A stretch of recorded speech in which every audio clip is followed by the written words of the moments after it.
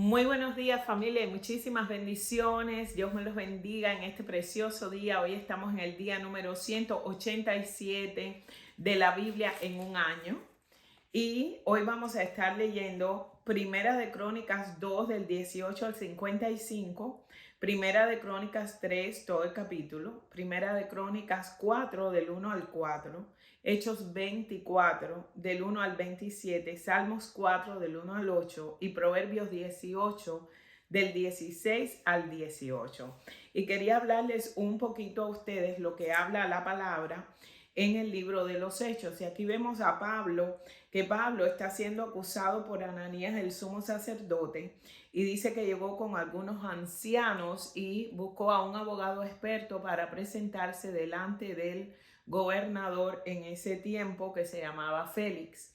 Entonces vemos aquí cómo esta gente vienen a acusar a Pablo porque estaban buscando encarcelarlo y matarlo. Y entonces vamos a ver acá cómo Tértulo, que es el abogado que trae a Ananías, se presenta delante de Félix y comienza a acusar a Pablo. Y vemos aquí en el versículo 2 que dice que Tértulo presenta los cargos en su contra ante el gobernador con el siguiente discurso.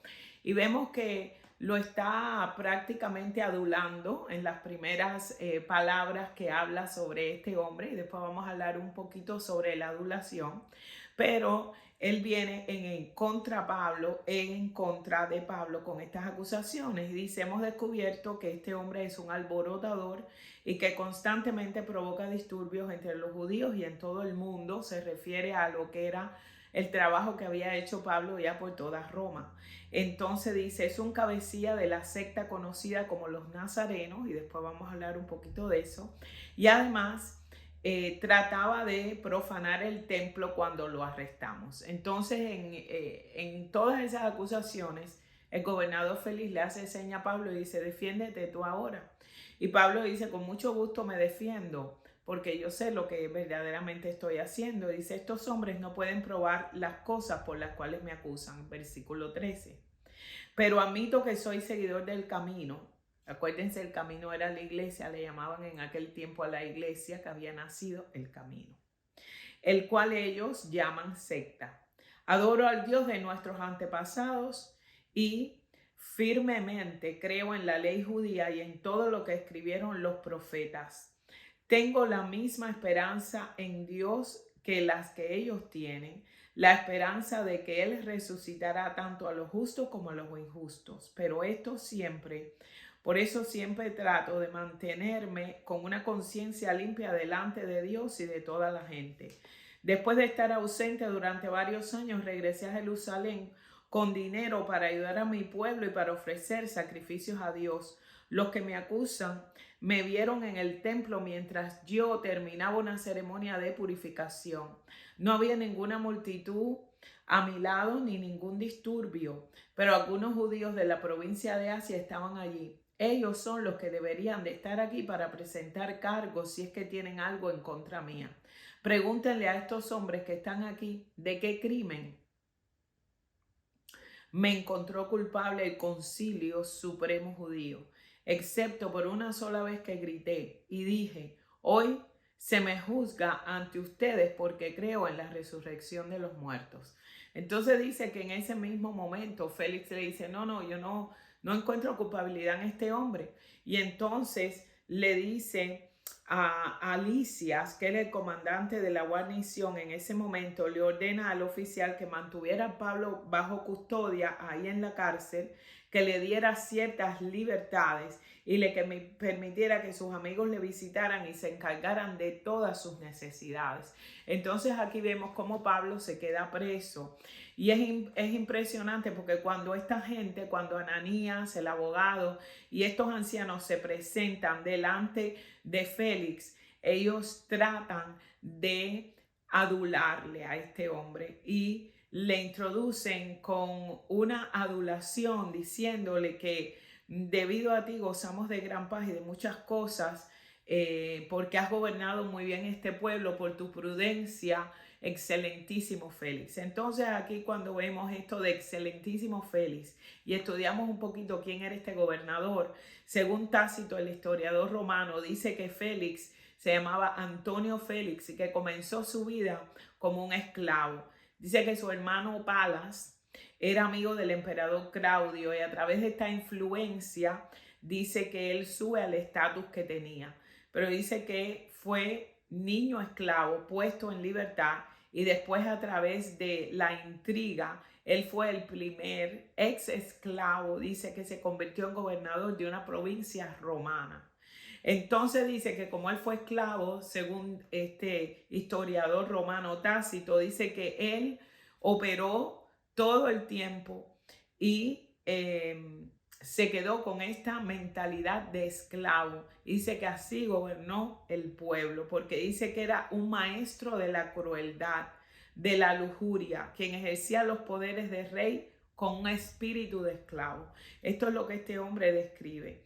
Y dice la ilustración dada por este hombre que Félix operaba dentro de las influencias de su infame hermano Palas, que era el favorito del emperador Claudio. O sea que ahí se coló y comenzó a hacer todas estas cosas y llegó al título que tenía de gobernador debido a eso. Dice que esta gente, la pudrición que había era tan grande que se entregó al libertinaje y a los excesos, pensando que él podía hacer cualquier cosa y cualquier acto de maldad con impunidad.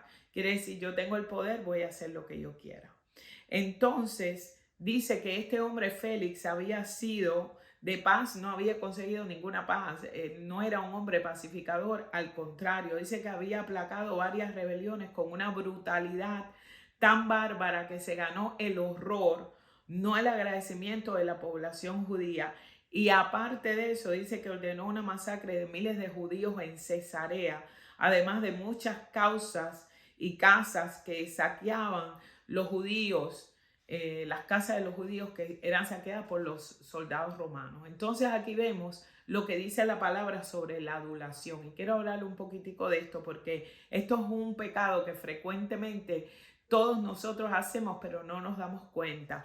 Y la Biblia habla de esto en Romanos 16, 18, donde dice, nos habla de quienes no sirven a nuestro Señor Jesucristo, sino a sus propios vientres, y con suaves palabras y lisonjas engañan los corazones de los ingenuos. Judas 1:16 también nos habla de aquellos cuya boca habla cosas infladas, adulando a las personas para sacar provecho. Y el libro de Proverbios también nos habla y nos conecta a la adulación como un pecado de inmoralidad sexual. Lo compara con pecado de inmoralidad sexual. Dice que muchos han sido seducidos a la inmoralidad a través de la simple adulación. Proverbios 20:19 dice, el que anda en chisme descubre el secreto. No te entremetas, pues, con el suelto de lengua. Esto significa que nosotros no debemos convertir a los aduladores en nuestros amigos cercanos. El Salmo 78:36 dice que incluso podemos adular aún a Dios sin darnos cuenta, porque dice así la palabra, pero le lisonjeaban con su boca y con su lengua le mentían. Déjame decirte algo, cuando tú no le das a Dios alabanza con sinceridad, eso se llama adulación. Y Dios no quiere ese tipo de alabanza. Tu alabanza tiene que ser sincera. Tu alabanza tiene que ser en espíritu y en verdad delante de Dios, no para que nadie te vea. Entonces vemos aquí como Pablo es metido en la cárcel, venían a visitarlo la gente, pero este gobernador, Félix, lo que hace es que se siente culpable, no encontraba culpabilidad para acusarlo, ni tenerlo, ni condenarlo, ¿verdad? Entonces, ¿qué hace? Viene y trae a su esposa Drusila, que se llamaba, que era la mujer de él en aquel tiempo. ¿Y quién era esta famosa Drusila? Esta mujer era hermana de Herodes Agripa II.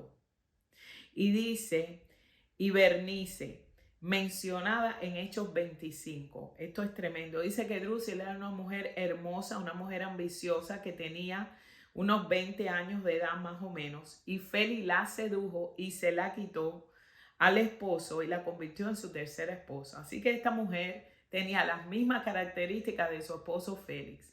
Acuérdate que a Pablo lo habían acusado de ser de la secta de los nazarenos, porque así le llamaban a los seguidores de Jesús en aquel tiempo, porque Nazaret tenía una mala reputación como ciudad. Si ustedes van ahí a Juan 1:46, ahí lo ven. Entonces, una gente de una malísima reputación porque no tenían nada por qué acusarlo. Entonces, Félix trae a Drusila, a la esposa, y de pronto nosotros vemos aquí que la trae. No sabemos si era para ver si Drusila le decía algo, si lo encontraba culpable, a ver qué Drusila pensaba de Pablo. Pero cuando se le acerca a Pablo, Pablo le empieza a hablar de Jesús a esta gente y toca 3 temas acerca de la justicia de Dios, acerca del dominio propio y acerca del juicio venidero. Y esto es tremendo porque Pablo les habla acerca de la justicia que tenemos nosotros, que es nuestra justicia en Cristo Jesús. Les habla de la necesidad de una ética cristiana que solamente viene a través del dominio propio, ¿verdad? Y era evidente que esto le hacía falta a la vida de Drusila y de Félix, ¿verdad? Entonces también le habla la responsabilidad que tenía ante un juicio venidero, la vida eterna ante Dios, porque todos vamos a presentarnos delante de este juicio venidero, los justos y los injustos. Vamos a estar ahí todos, ¿verdad? Y el Señor, Pablo les habla del Señor, les habla de Jesús.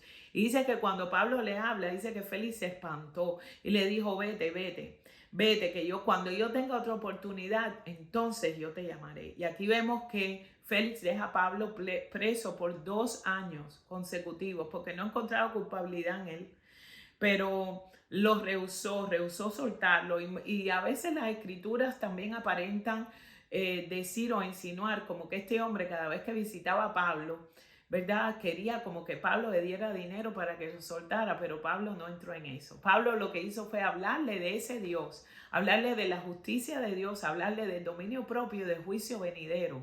O sea, le tocó el punto más débil. Esta gente no entendían esas cosas porque no vivían eso.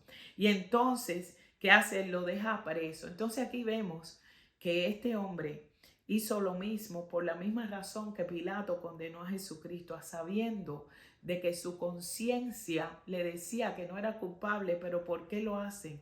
Los dos actuaron bajo su propia ventaja, para ventajas políticas, para tener un puesto en la sociedad, un puesto en la política. Es por eso que nosotros vemos esta corrupción en la política que siempre ha existido. Ahora vamos para atrás. Ahora aquí vemos como cuando él le presenta a Jesús, él se rehúsa. Y dice, ahora no, un poquitico más tarde. Y este rechazo retrasa la decisión de comprometerse a Jesucristo. ¿Por qué hace esto? La Biblia nos dice que vayamos hoy a Jesucristo. Si nosotros vamos a 2 de Corintios 6:2, la palabra dice, he aquí ahora el tiempo aceptable, he aquí ahora el día de salvación, el día del arrepentimiento. Vayamos hoy a Jesús. Eso es lo que dice la palabra. Así que tú hoy tienes que hacer lo mismo que hizo Pablo, aún en medio de acusaciones falsas, aún en medio sabiendo que era inocente, tuvo la oportunidad de predicarle a este gobernador Félix, que lo tuvo en la cárcel por 2 años, de predicarle la palabra de Jesús. Así que no te rehúses a escucharlo si tú no lo conoces. Hoy es el día de salvación y tú que conoces a Jesús, no te rehúses a predicar de su verdadera grandeza, de su poder y de su increíble amor para aquel que no lo conoce. Así que el Señor te bendiga en esta preciosa mañana. Nos vemos nuevamente mañana en la Biblia en un año. Chao.